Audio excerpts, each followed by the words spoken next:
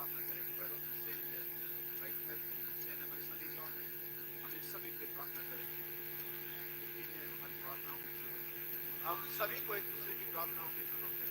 हम सभी एक दूसरे के लिए तभी कामयाब हो सकते हैं, काम के हो सकते हैं जब एक दूसरे की प्रार्थना करें। ईश्वर शक्तिमान को किसी के नाम, अपने उद्धारकर्ता प्रभु यीशु मसीह के नाम में, जो आज और कल और सदा एक साथ मेरे पास आते हैं, अब आप ईश्वर को झुकाते हैं, विश्वास करते हैं स्वर्ग से आप हमें देख रहे हैं, आप हमारी सुनते हैं खुदावन, क्योंकि आपने वादा किया है अगर तुम में से दो जन पृथ्वी पर एक मन के होंगे और मेरे नाम से पिता से कुछ मांगेंगे मैं उनके लिए कर दूंगा। प्रभु हम सब एक मन होकर के प्रभु यीशु मसीह के नाम में इन सारे बीमारों के लिए चंगाई मांगते पिता। हम चाहते हैं भाई रोबिन सेन को, बहन कुमकुम सेन को, भाई सनी जॉन को पिता, भाई मैथ्यू खुदावन की बीमारियों से, उनके हर एक समस्या से, हर एक डर से आप चंगाई प्रदान करें पिता। हम यीशु मसीह के नाम में उनकी चंगाई को उनके तक भेजते पिता। प्रभु आपका दूत उनके सिरहाने खड़ा हो खुदावन, उनके बिस्तरों को बदल दे, उनके हालातों को बदल दे, उनकी बीमारियों को बदल के चंगाई में परिवर्तित कर दे परमेश्वर। आप अनुग्रह करें खुदावन। हर एक समस्या जो भाई सनी जॉन के सर में ब्लड क्लॉट के अंदर में है पिता, या भाई रॉबिन्सन के हृदय के अंदर है पिता, या बहन के अंदर बुखार के अंदर है पिता, या भाई मैथ्यू के अंदर में बॉडी एक और फीवर के रूप में पिता, हम चाहते हैं आप उन्हें चंगाई प्रदान करें पिता। हमारी बहन शांति पीटर को, बहन हन्ना को खुदावन, महिमा को पिता परमेश्वर, हर एक को आप चंगा करें पिता। हम यीशु मसीह के नाम में वो चंगाई की बारिश, वो हीलिंग रेन हम चाहते बरसने दे पिता, हर एक प्राण पर पिता, हर एक देह पर पिता, हर एक आत्मा पर परमेश्वर, ताकि तेरे लोग तेरी भलाइयों को जान सके और आपका धन्यवाद कर सके, अपने हाथों को उठा सके और कह सके प्रभु आपका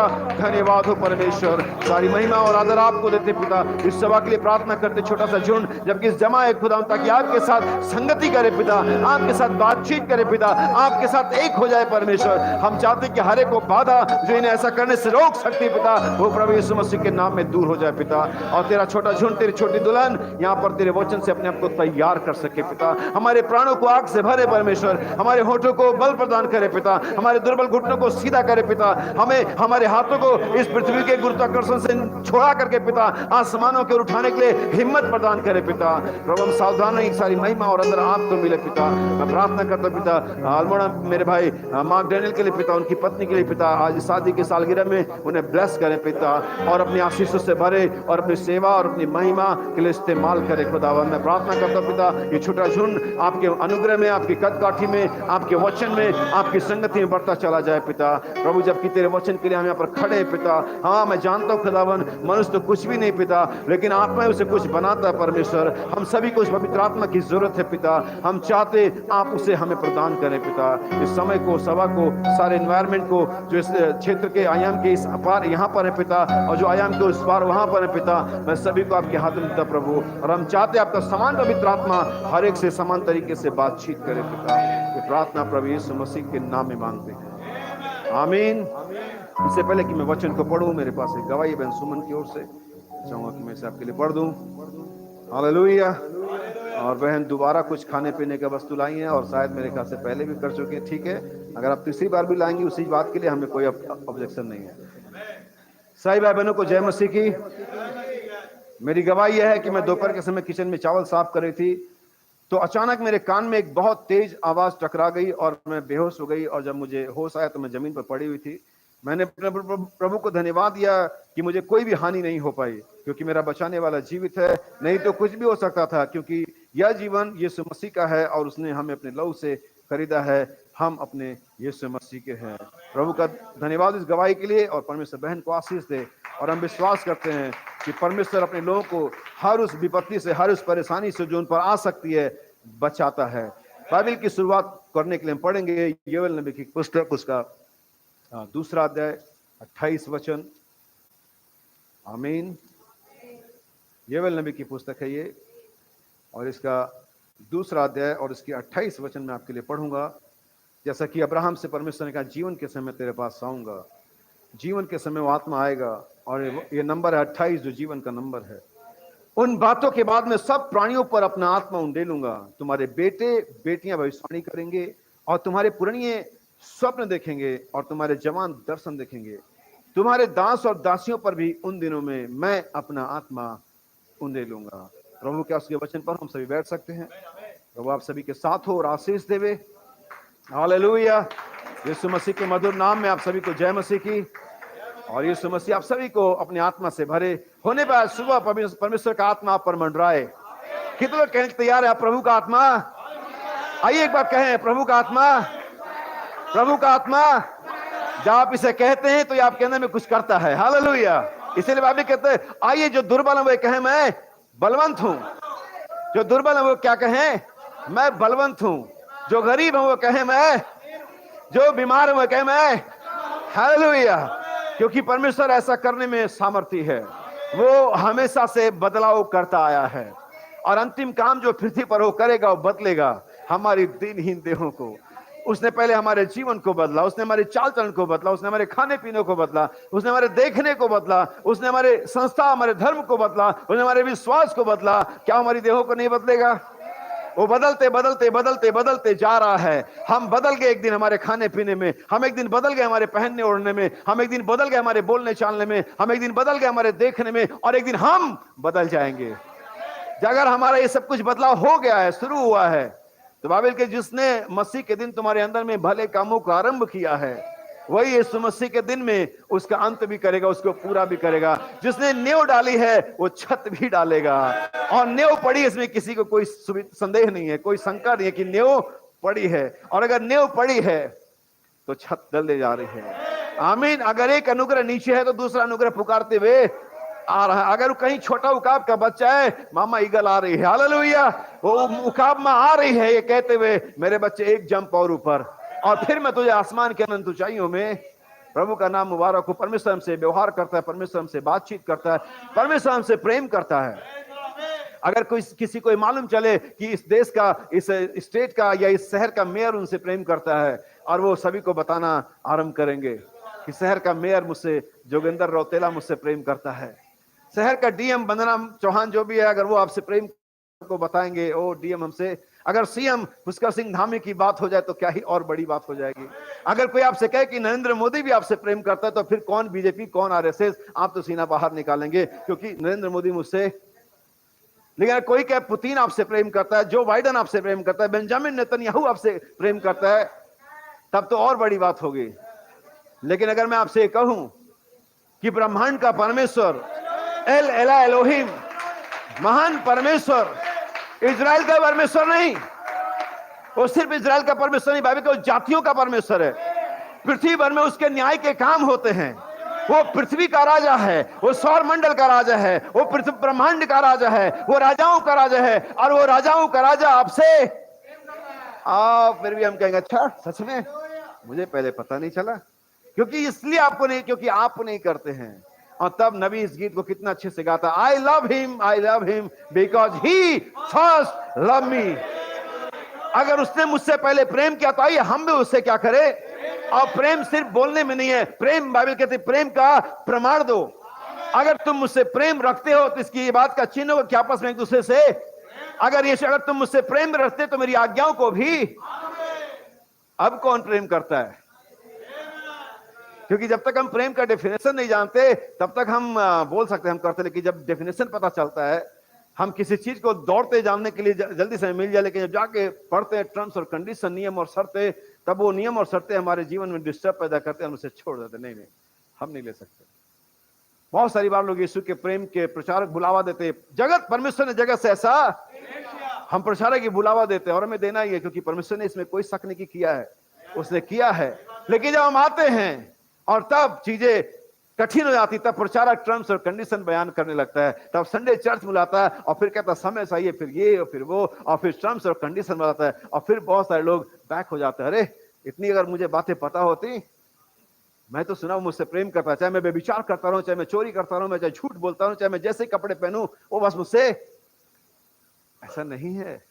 क्योंकि उसने अगर तुम मुझसे प्रेम, मैं तो तुमसे करता हूं, लेकिन अगर तुम मुझसे प्रेम करते हो तो मेरी आज्ञाओं को, वो तो करता है आपसे, क्या आप करते उससे?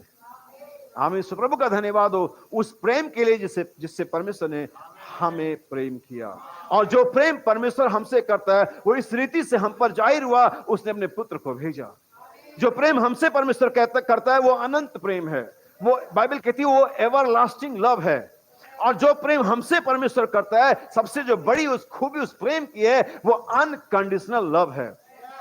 बिना शर्त में किया गया प्रेम है, बिना खूबसूरती के उसने हमसे प्रेम किया। हम में कुछ अच्छा नहीं था जो हमें वो चाहता, कुछ भी ऐसा नहीं था जो हम उसके कहलाते, हम उसके नाम पर धब्बाते, हम उसके नाम पर हमेशा चूना लगाते थे। बाइबल कहते उन्होंने उसके नाम पर बट्टा लगाया, बाइबल में ऐसा ही शब्द लिखा हुआ है हिंदी की बाइबल में। आमीन। लेकिन फिर भी उसने हमसे, उस प्रेम के बदले आप क्या दे सकते हो उससे? वो बस एक ही बात चाहता है कि आप भी उससे प्रेम करें और अनकंडीशनल लव करें। सिर्फ उसे तभी प्रेम ना करें जब वो आपको चंगा करता है, फिर आप उसे सिर्फ तभी प्रेम ना करें जब आपको ब्लेसिंग कर देता है, आप उसे सिर्फ तभी प्रेम ना करें जब दिन आपके अच्छे चल रहे हो, आप उसे तब भी प्रेम करें जब दिन बुरे चल रहे हो, जब बीमारियां लगी हुई हो, जब परेशानियां लगी हुई, जब सताव आया हुआ, जब सब चीजें हमारे विरोध में हो, तब भी आप उससे, क्योंकि आप जानते हैं ऐसा क्यों मैं कह रहा हूं, क्योंकि उसने तब हमसे विरोध प्रेम किया जब सब बातें हमारे विरोध में थी, व्यवस्था हमारे विरोध में थी, नियम हमारे विरोध में थे, परमेश्वर की आज्ञा हमारे विरोध में थी, संसार हमारे विरोध में, शैतान खुद हमारे विरोध, फिर भी उसने हमसे। और तब आप अपने प्रेम को कंडीशन पर डिपेंड मत करिए, क्योंकि अगापो प्रेम किसी परिस्थिति पर निर्भर नहीं होता है, वो तो बस होता है, वो तो बस प्रेम करना जानता है। या नहीं कि फीलियो लव, जब उसने मुझे कुछ दिया तो मैं उसको कुछ दूंगा, नहीं तो हमारा संबंध खत्म। नहीं नहीं नहीं, ऐसा बिल्कुल भी नहीं। परमेश्वर के प्रेम में ऐसा, प्रभु का धन्यवाद हो, वो प्रेम आज भी करता है, क्योंकि वो सारी बातों के बाद उसका उस प्रेम का एक और नजरिया है, अनंतकालीन प्रेम, एवर लास्टिंग लव, जिसके द्वारा परमेश्वर ने हमसे प्रेम किया। यही वजह कि इस दिन में भी, इस हालात में भी, आपकी गिरी हुई परिस्थितियों में भी आप परमेश्वर से दूर नहीं है। यही वजह कि परमेश्वर हर बार आपको एक छोटी चेतावनी देता है, आपके कान में एक आवाज आती है, मेरे बच्चे दूर मत जाना, आमीन, वापस आओ, मैं तुम्हारा परमेश्वर चंगा करता हूं, मैं तुम्हारा यहोवा ईरे हूं, मैं तुम्हारा यहोवा राफा हूं, मैं अल सदाई हूं। अगर तुम बस चिड़चिड़े हो गए हो तो मेरे स्तन से लग जाओ, इन दो स्तनों से पियो और सामर्थ्य पाओ। हालेलुया। बस अगर तुमने अपना ताकत खो दिया है, आ जाओ मुझ में से पियो और फिर से स्फूर्ति से भर जाओ। हालेलुया। कितने लोग तैयार है परमेश्वर से पीने के लिए? आपने वो कहावत सुनी होगी बचपन से लेकर के बहुत समय तक अभी भी, और कई बार वो जब मैदान में उतरते हैं दो प्रतिद्वंदी, कौन है जिसने अपना माँ का दूध पिया है? माई का लाल कौन है? और वही आज है जो जिसने माँ का दूध पिया है, क्योंकि उसमें ताकत होती है, और किसी भैंस के और गाय के दूध में कोई ताकत नहीं होती है। आमीन। वो तो खाली तुम्हें परेशानी करेगा। लोग कहते हैं वो दूध तो वेजिटेरियन है, लेकिन वो मांस से आता तो वेजिटेरियन कैसे हो सकता है जब आता ही मांस से? वो तो प्योर नॉन वेज है। पंडित जी लोग उसे वेज करके पीते हैं, लेकिन उनको विज्ञान नहीं मालूम है। जिसने माँ का दूध पिया हो, और हमने अपने अल सदाई माँ का, परमेश्वर का दूध पिया है, केवल आप ही वो हैं जो शैतान का मुकाबला कर सकते हैं, और कोई नहीं, क्योंकि किसी ने माँ का दूध नहीं पिया। हमने हमारे परमेश्वर जो अल सदाई माँ की तरफ परमेश्वर है, जो स्तन वाला परमेश्वर है, हमने उसके स्तनों से पिया है, और सिर्फ हम हैं जो शैतान का मुकाबला कर सकते हैं, जो शैतान को फेस टू फेस करता है, शैतान को चैलेंज कर सकते हैं। लोग कहते हैं शैतान जा, लेकिन बाइबल के संदेश में कहते हैं जब आप सिद्धता में आ जाते, वचन को समझ जाते, नया जन्म पा जाते, आप शैतान से नहीं कहते जा, लेकिन कहते आ, शैतान आ जा। आमीन। ताल ठोक के आप क्या है? तैयार हैं। नबी कहता यीशु मसीह ने शैतान को उसके बैटल ग्राउंड में हराया था, उसके टेरिटरी में हराया था, उसके निवास स्थान में हराया था। और जब दुश्मन को उसके टेरिटरी में हराते हैं तब ये बड़ी बात होती है। अगर कोई विदेशी टीम इंडिया आकर के इंडिया को हरा दे तभी बड़ी बात होती है। इंडिया अगर ऑस्ट्रेलिया में जाकर के ऑस्ट्रेलिया को हरा दे तभी बड़ी बात होती है। परमेश्वर शैतान के दन की वाटिका में आया, शैतान के लोगों में आया, शैतान जिनको भ्रमित कर चुका था, जिन पर कब्जा जमा हुआ था, उनके देहों में हम और आप शैतान के अंडर कंट्रोल थे। बाइबल कहती है हम जैसा अंधकार के द्वारा चलाए जाते थे हम चलते थे, और तब परमेश्वर हमारे अंदर में आता है, शैतान के टेरिटरी में आता है, इस बैटल ग्राउंड में था, और हमारे ही अंदर आकर के हमारे अंदर से शैतान को किक आउट कर देता है। हालेलुया। और हमें छुड़ा लेता है। और तब उसकी दुल्हन के पास भी राइट है कि शैतान को उसकी टेरिटरी में, जिस क्षेत्र में आप कमजोर हैं, आप शैतान को वहीं पर हराना है आपको। आमीन। आप जानते हैं एलिया ने आग का ही उदाहरण क्यों लिया था? क्योंकि वो बाल देवता जो आग का देवता था उनका, उन्होंने कहा तुम्हारा जो सबसे मशहूर देवता है, सबसे ताकतवर से तुम समझते हो ना, मैं उसी को चैलेंज करता हूं। क्योंकि अगर हम मुख्य व्यक्ति को हरा दें, पुराने दिनों में राजाओं को मार देने पर मामला खत्म हो जाता था। सेना उनकी कितनी भी साजो सामान के साथ खड़ी रहे, लेकिन अगर राजा को मार दिया दैट्स ओवर। आमीन। उसने कहा तुम आग गिराओ, जिसका परमेश्वर आग गिरा करके उत्तर देगा वही परमेश्वर होगा। और आप जानते हैं लोगों ने, मिक्स क्राउड ने, सारे लोगों ने, दोनों तरफ के लोगों ने कहा आमीन। शैतान के लोग सोचे, ओ इसने तो गलती कर दी, हमारे आग के देवता को इसने बुलाया, अब हमारा आग का देवता कुछ तो कुछ कर ही देगा। शैतान को लगता है ओ परमेश्वर का भी बताते हैं। बाइबल कहते सुबह से शाम हो गई लेकिन आग की झलक तक ना आई, आग की दमक तक ना आई, आग की कोई आंच तक ना आई। और कमेंट मार रहा एलिया अलग, थोड़ा तेज दुआ करो, क्या पता कहीं टहलने गया हो, थोड़ी और सारंगी का ऊंचा शब्द, क्या पता सो गया हो। आमीन, हालेलुया। लेकिन एलिया ने कोई ऊंची प्रार्थना नहीं करी, एलिया ने कोई लंबी चौड़ी प्रार्थना नहीं करी, क्योंकि एलिया जानता था परमेश्वर एक ही है।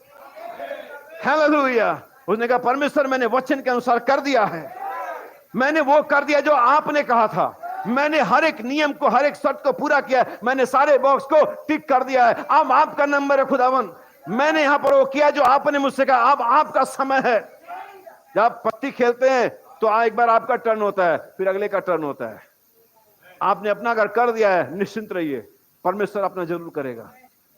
और तब परमेश्वर ने आग को नीचे गिराया, ना सिर्फ उस बलिदान के पशु को जलाया, उस पूरी वेदी को और उस सारे पानी को जो चारों तरफ भरे हुए थे गड्ढे में, और वहां पर सिर्फ धुआं और सिर्फ राख ही राख थी। यह था एलिया का परमेश्वर, और वही आज हमारा भी है। हालेलुया। वही परमेश्वर हमारा परमेश्वर है। अगर उसने एलिया की प्रार्थना सुनी, इसलिए कि एलिया ने वो किया जो परमेश्वर ने कहा था, वो हमारी भी सुनेगा यदि हम वो करें जो परमेश्वर ने।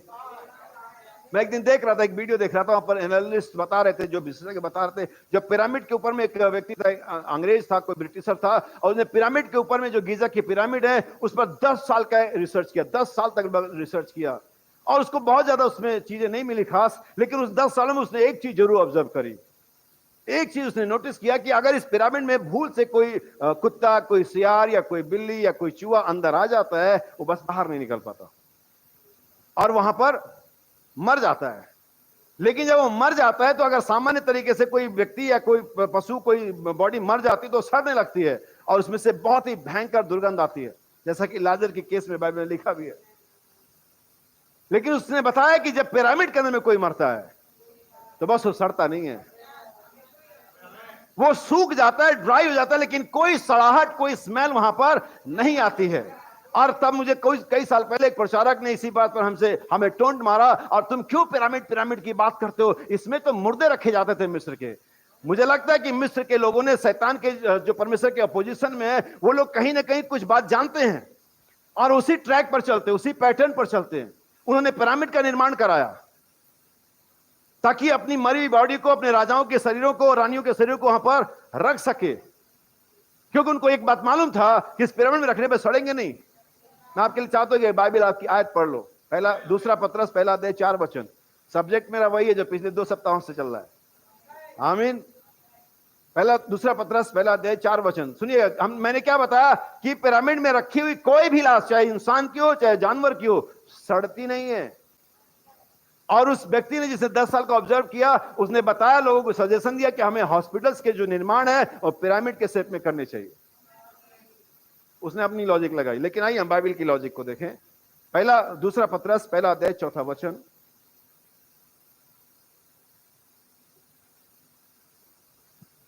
क्योंकि जब परमेश्वर ने उन सपूतों को जिन्होंने पाप किया, दूसरा पत्रस पहला अध्याय 4 वचन। दूसरा पत्रस पहला अध्याय 4 वचन। जिनके द्वारा उसने हमें बहुमूल्य और बहुत सी बड़ी बड़ी प्रतिज्ञा दी हैं। जी हाँ, ताकि इनके द्वारा, किनके द्वारा? प्रतिज्ञाओं के द्वारा, ताकि इनके द्वारा तुम उस सड़ाहट से पिरामिड के बाहर सिर्फ और सिर्फ क्या आपने देखा बाइबल को? अगर आप पिरामिड के बाहर हैं, चाहे आप जो भी हैं, XYZ, पोप है, कार्डिनल है, बिशप है, राइचियस पर्सन है, इंटेलिजेंट पर्सन है, और डीन है, चांसलर है, आप जो भी हैं, पॉलिटिशियन है, आप जो भी हैं, सड़े हुए हैं। ये विज्ञान ने प्रमाणित कर दिया है। लेकिन जो लाश, जो बॉडी पिरामिड के अंदर में है, वो सड़ती नहीं है। और उस प्रचारक ने कि तुम क्यों पिरामिड की बात करते हो, इसमें तो मुर्दे रखे जाते हैं। मैंने उस प्रचारक से कहा, एक दिन इस पिरामिड पर चोटी का पत्थर आने वाला है, और जितने मुर्दे इस पिरामिड में हैं, यीशु सड़ा नहीं था। जब यीशु को कब्र में डाला गया वो सड़ा नहीं था। इससे पहले कि वो सड़ जाता परमेश्वर ने उसे, काबिल कहती, नबी कहता अगर तुम्हारे राख चम्मच भर राख भी क्यों ना जाए एक दिन वो पुकारते हुए आएगा। मुझे आपको बताने दो मेरे भाई बहन, जब परमेश्वर ने कहा आदम हो जाए, तब आदम कहां था इससे पहले कि वो होता? कहां था आदम? मिट्टी में पड़ा, उसकी देह मिट्टी में थी। बाइबल कहती है परमेश्वर ने भूमि की मिट्टी से लिया, हमारा साइक देह इसी पृथ्वी से आया। इससे पहले कि परमेश्वर बोलता कि आदम आ जाए, आदम कहां था? भूमि की मिट्टी में। क्यों नहीं था? आपको टेंशन होती है अगर मैं मर गया तो कहां दफनाया जाऊंगा। अच्छा, ईसाइयों की सबसे बड़ी टेंशन यह है कि कहां दफनाए जाएंगे। उनकी चिंता कब्र को लेकर के है। भाई बहनम के पास एक बीमा एजेंट आया, भाई बहनम मैं चाहता हूं कि बीमा करा लें, इंश्योरेंस करा लें। भाई बहनम ने कहा मैंने करा लिया है। मैडा ने किचन से देखा, अच्छा मुझे नहीं बताया, मेरे पास इंश्योरेंस नहीं है, मेरे पास एश्योरेंस है। भाई बहनम से उसने बताया, भाई बहनम से कहता उसका साथ भतीजा ही था भाई बहनम का। भाई बहनम उसका कार्यालय कहां पर है? भाई बहनम कहते हैं आसमानों में। वो समझ गया कि ये आत्मिक तौर पर बातें कर रहे हैं और कहता है बिली ये तुम्हें कब्र में जाने के लिए नहीं बचाएगा, या कुछ ऐसा ही कब्र की बात करी उसने। तो भाई बहनम कहते हैं मेरी इंटरेस्ट कब्र में जाने के लिए नहीं है, मेरा इंटरेस्ट कब्र में से निकलने का है।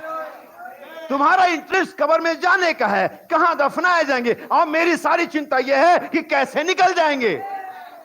तुम्हारा संदेश कब्र में डालने का है, लेकिन हमारा संदेश कब्र से। और मैंने उस पढ़ा कि एक दिन चोटी का पत्थर आएगा और जितने मुर्दे इस पिरामिड के अंदर में डाले गए हैं, अगर आप ध्यान से पढ़ेंगे, अब्राहम को, इसाक को, याकूब को, यूसुफ को, उन सभी को एक ही कब्र में डाला गया, मकपेला की गुफा में। कभी समय मिला और भाई परमेश्वर ने भाई रॉबिन्सन को चंगा किया, मैं विश्वास करता करेगा हम उसे फिर से मकपेला की गुफा सुने, उनका फेवरेट विषय है।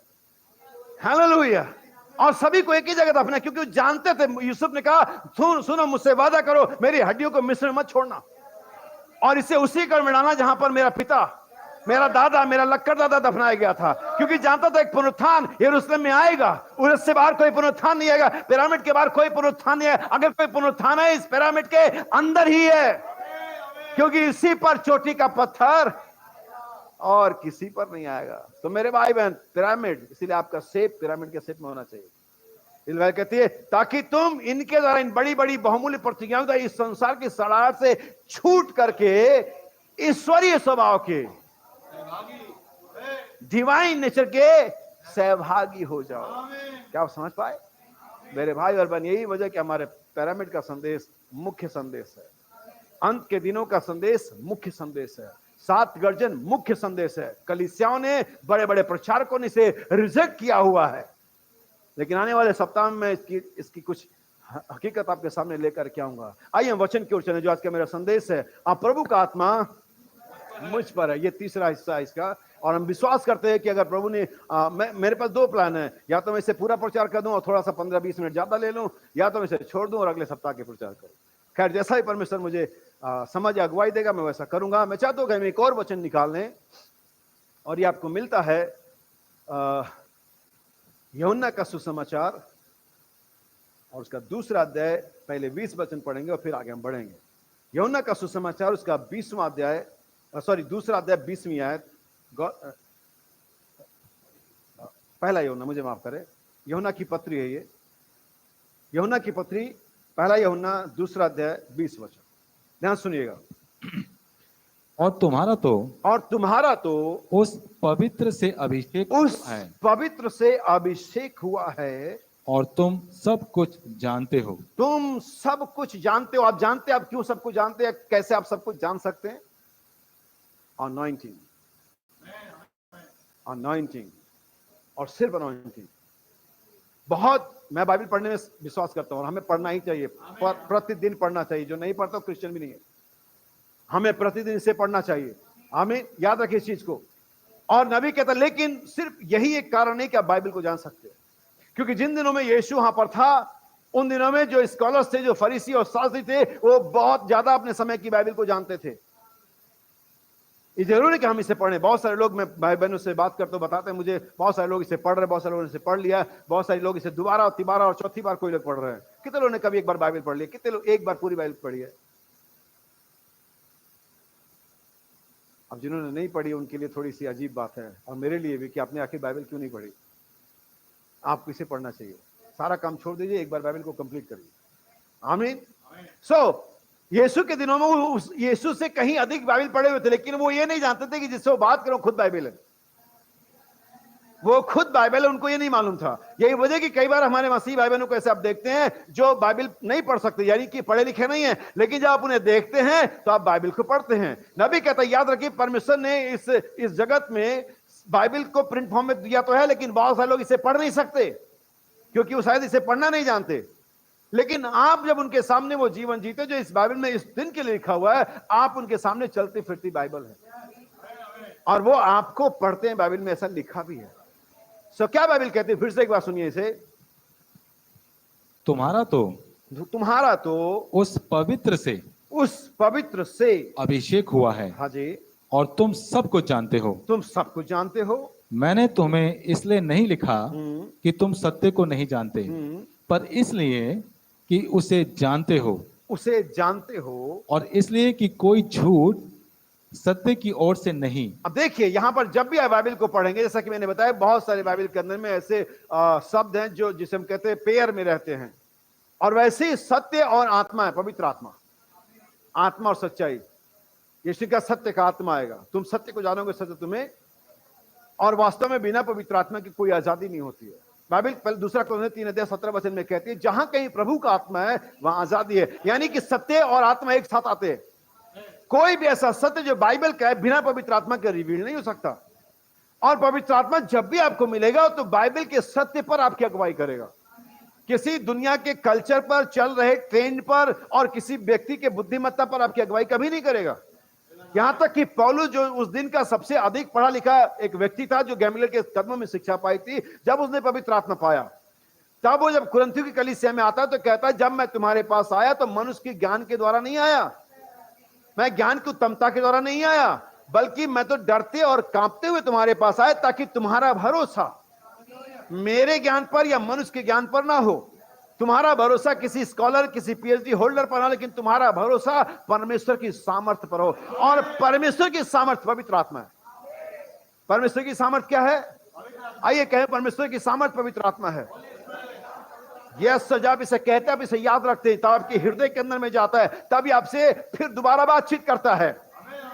बाइबल अगर पढ़ेंगे तो बाइबल कहती है, जब मरियम और यूसुफ का वो सारा खेल हो गया, जब यीशु को उन्होंने छोड़ दिया और यीशु ने उनको बातें सुना दी, बाइबल कहती है मरियम ने सब बातें अपने मन में रखी।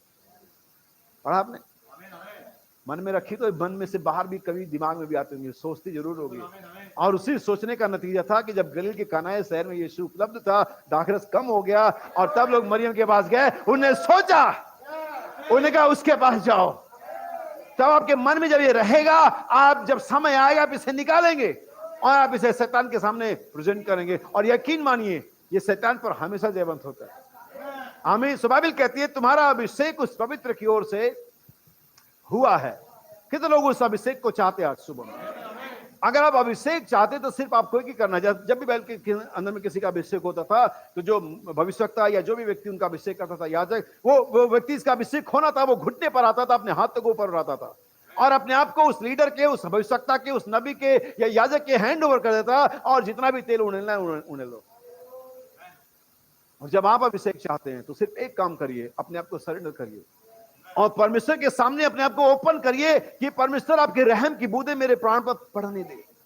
जब परमेश्वर की वो अनुग्रह की बूंदें आप पर पड़ेंगी और आप अपने आप को खोल देंगे, परमेश्वर चाहता है कि आजादी से आप में उमड़ सके। बहुत सारी बार हमारी चाल चलन, हमारी सोच विचार, हमारा बुद्धि परमेश्वर की आत्मा को उमड़ने नहीं देता है, और हमारी आत्मा उसे रोक देती है, हमारी सोच उसे रोक देती है, हमारा कल्चर, हमारा फैशन उसे रोक देता है, और इसलिए आजादी से परमेश्वर का आत्मा में उमड़ता नहीं है। लेकिन जब एक बार अपने आप को ओपन कर देते हैं, तब परमेश्वर का आत्मा आप में से, भाई सुशील, अगर आप चाहें तो आप चेयर यहां लगा लें और उस तरह मुंह कर लें, ताकि आप देख सकें कौन सो रहा है और कौन फोन चला रहा है, और आप उन्हें बाहर का रास्ता दिखा सकें। आइए हम इसके 27वीं आयत को पढ़ें। आप चेयर यहां लगा लीजिए, उधर मुंह करके। ऐसे ही अगर आपने बड़े बड़े ऑफिसर्स को देखा हो, चर्च को देखा हो, तो ऐसे ही डिकन्स बैठे होते हैं, चर्च की तरफ मुंह करके। ऐसा होता है। आमीन। ठीक है, आइए पढ़ें 27वीं आयत। और तुम्हारा वह अभिषेक और तुम्हारा वह अभिषेक जो उसकी ओर से किया गया उसकी ओर से किया गया है तुम में बना रहता है। तुम में बना रहता। पवित्र आत्मा का अभिषेक पाना काफी नहीं है। बहुत सारी बार हम इसे कलीसिया में प्राप्त करते हैं, कन्वेंशंस में प्राप्त करते हैं, बहुत सारी बार हम अपनी प्रार्थना में प्राप्त करते हैं, बहुत सारी बार उपवास में प्राप्त करते हैं, लेकिन बहुत ही जल्दी हमें छोड़ करके चले जाता है। आमीन। और ये हमारे साथ काम नहीं करता है, क्योंकि ये आता तो है लेकिन ये बना नहीं रहता है। भाई ब्रैनम कहते हैं संदेश के अंदर में, लीडरशिप संदेश अगर आप पढ़ेंगे, भाई ब्रैनम उसमें कहते हैं कि मेमना और पिंडुक एक ही जाति के या एक ही स्वभाव के होते हैं। जाति अलग होते हैं, उनका स्वभाव क्या होता है? एक ही होता है। मेमना पृथ्वी का सबसे नम्र जीव है और पिंडुक आसमानों के पक्षियों के उनमें सबसे नम्र जीव है, और इसलिए दोनों का साथ आसानी से हो सकता है। भाई ब्रैनम कहते हैं लेकिन जब आप भेड़ के स्वभाव को छोड़ करके भेड़ियों की जैसे हरकतें करते हैं, तब वो पिंडुक आपको छोड़ करके और डाल जाकर के डाल पर, बाइबल कहती है वो अभिषेक तुम में बना रहता है। आमीन। क्या रहता है? कैसे बना रहेगा? कोई आपके घर में आए, कोई गेस्ट आपके घर में आए और आप चलो पहला घंटा गुजर गया और जब लंच की बात हुई तो लंच को लेकर के क्या बनेगा करके हस्बैंड में बड़ा क्लेश हो गया, और चलो जैसे तैसे लंच बन गया। डिनर की बात आई, क्या बनाओ, कुछ तो है नहीं। वो कह रही दाल भी नहीं है, वो आदमी कह रहा है मेरे पास पैसे भी नहीं है। अब वो बैठा हुआ आदमी कहता ठीक है मैं भी चलता हूं। वो कितनी देर तुम्हारे घर में रुकेगा? वो माहौल को देख, वो फील नहीं कर रहा, अच्छा सफोकेशन हो रही है उसे। कहता ठीक है नमस्कार, फिर कभी आएंगे, टाइम अभी तो मुझे जाना है। जाना नहीं था उसे कहीं, वो आया ही था रहने के लिए। कई बार हमने ऐसा, मैंने खुद ऐसा फील किया है, आप लोगों ने किया है तो हाथ उठा दीजिए।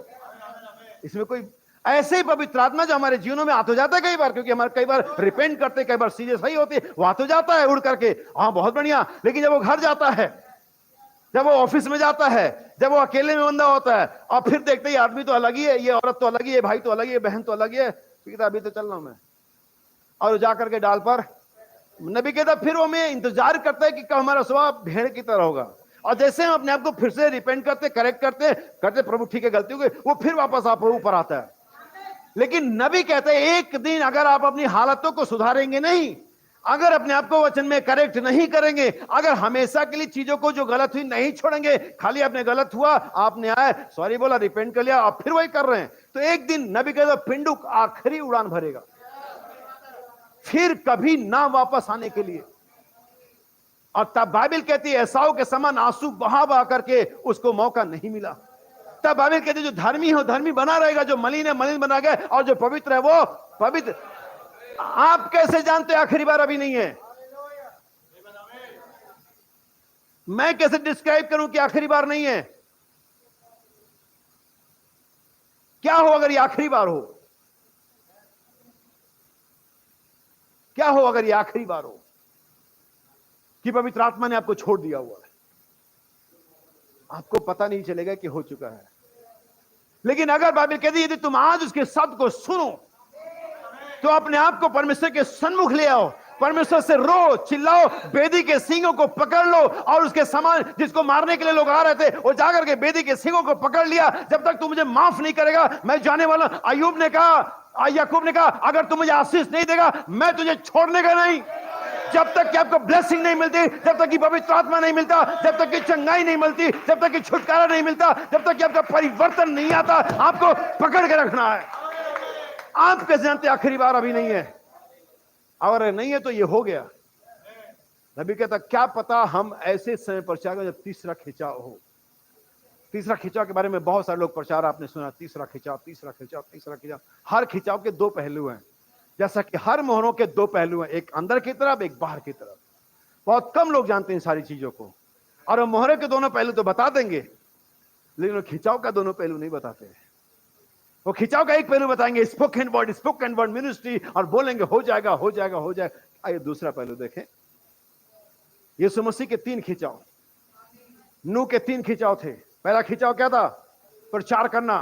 क्या क्या प्रचार था? बारिश होगी। कितना प्रचार था 120 साल में? कितने सब्जेक्ट थे उसके प्रचार के? ओनली वन, बारिश होगी। दूसरा खिंचाव था नाव को बनाना। हाँ, जो उसने प्रचार किया उस पर काम करना। और किसी भी सेवकाई का यही खिंचाव है, जो प्रचार करे उस पर काम भी करो, उसको जियो। अन्यथा आपको प्रचार करने का कोई हक नहीं है, या आप राइट पर्सन नहीं उसे प्रीच करने के लिए। तीसरा खिंचाव था नाव के अंदर में जाना और 7 दिन पहले दरवाजा बंद कर लेना। 7 दिन पहले दरवाजा बंद हो चुका है, बारिश हुई नहीं है, ना ही अगले दिन और दूसरे दिन और पांचवें और छठे दिन हुई है। चीजें वैसे ही चल रही जैसे पहले दिन चल रही थी। चीजें वैसे चल रही थी जिस दिन पहला दिन ये नूह ने प्रचार किया, और चीजें वैसे ही चलती रही जब नूह 6 दिन तक नाव में था। कोई परिवर्तन तनिक भी ना हुआ था। परिवर्तन जो हुआ वो 7वें दिन हुआ। यानी कि 6 दिन जब नूह नाव में था, प्रचार अभी भी खिड़की से शायद बोल रहा होगा नीचे, लेकिन दुनिया वैसे चल रही थी। लेकिन एक मिस्ट्री आप जानते, उन पहले दिन में जब नाव में नूह चले गया, उस दिन से ही कुछ बदल नहीं सकता था। That's a third truth. यीशु मसीह का पहला खिंचाव क्या था? चंगाइयां। उसका दूसरा खिंचाव क्या था? भविष्यवाणी करना। तीसरा खिंचाव क्या था? अधोलोक में कैद प्राणों को प्रचार करना। किनको प्रचार करना? जो बच नहीं सकते। भाई लोग, तीसरा खिंचाव शुरू हो गया। अगर आप उस कंडीशन में आ गए, यस, ये तीसरा खिंचाव है, क्योंकि आप बच नहीं सकते। प्रचार हो रहा है इसके बावजूद, क्योंकि जो अंदर है वो अंदर, जो बाहर है वो बाहर। यही तीसरा खिंचाव है। और क्या हो अगर ये शुरू हो गया हो? भाई बहन, हमने प्राण जो अधोलोक में है, इस कैद में, नबी ने कहा क्या हो अगर ये हो? क्योंकि आप सुधर नहीं रहे। आप वैसे के वैसे करते हैं जैसे कि आप पिछले सालों में कर रहे थे, पिछले 10 सालों में कर रहे थे, पिछले 25 सालों में करे। आप वो अभी क्या हो? आपका तीसरा खिंचाव आ गया हो। आपके कि प्रचार तो हो रहा है, मैं चर्च तो जा रहा हूं, यीशु ने भी उनको प्रचार किया था। क्या हो अगर ये हो? अपने आप को झंझोरिए, अपने आप से पूछिए, क्या मैं उन व्यक्तियों में से तो नहीं जिन पर प्रचार होता रहता लेकिन मैं कुछ परिवर्तन मुझ में आ नहीं रहा है?